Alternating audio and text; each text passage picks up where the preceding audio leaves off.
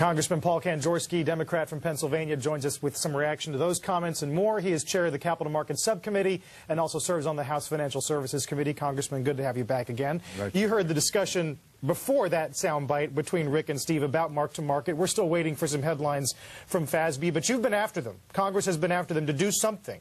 Right. What do you think they're going to do? I think they're going to find a moderate ground and come somewhere in between and give us a little break, and I think that's the rational, reasonable thing to do right now.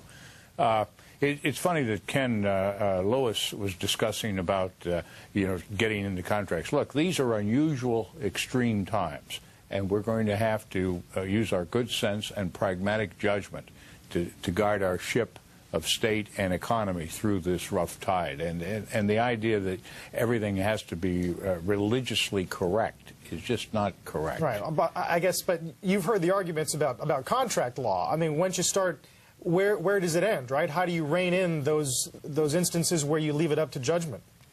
Contract law has been changed historically in many forms, including bankruptcy. We're doing it now with the auto industry. If we don't have to, we certainly shouldn't. We should try and protect it as much as we can.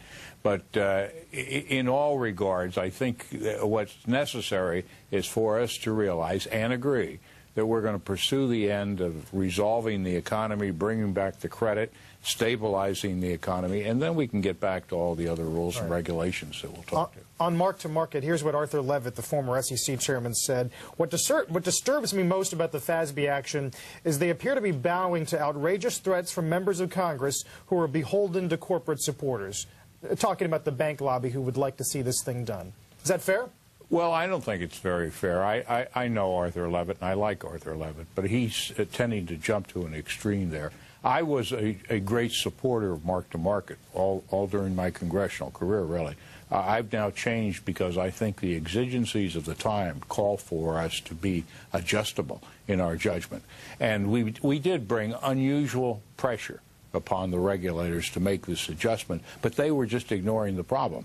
They were standing with one set position that was really disturbing to see what the effect was on the whole marketplace. But it's bringing relief to these banks just at the time when we're hoping they will sell into this public-private partnership. Is the timing a little awkward? Would you acknowledge that? Well, there's never the perfect time, but on the other hand, there's never the wrong time to do the right thing. We should have made that adjustment a little while ago. We didn't. It required Congress to get involved. I did get involved, but it had nothing to do with our being beholden to the banks or interest in the banks.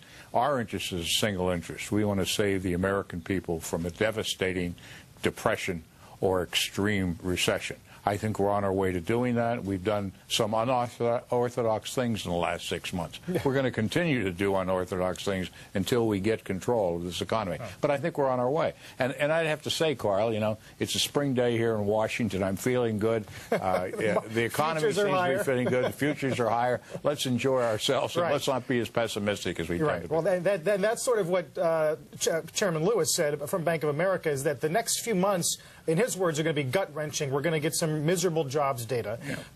But it does appear that at least on some fronts, manufacturing and housing have stopped getting worse from month to month. Have you seen that? I think so. I think there's signs out there. We're not quite there, but I think if we stay steady on the course, if we don't get radical, if we don't get carried away, if we take our time and be deliberative, I think we're on our way. That would mean, before we go, that would mean that maybe the big policy pieces are done being put into place. Well, there's a contest there. Some people want to move very quickly. Other people want to use a little more deliberation. I'm on the deliberation side.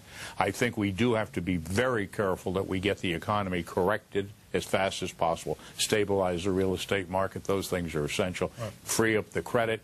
But the long-term corrections, we have some time. There's a dispute between the president and some of his advisors.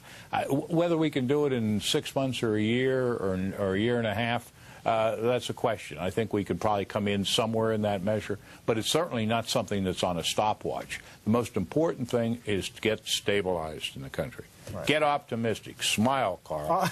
The arrows are green today, so on that note, we'll cut it short there, Congressman. Thanks for your time.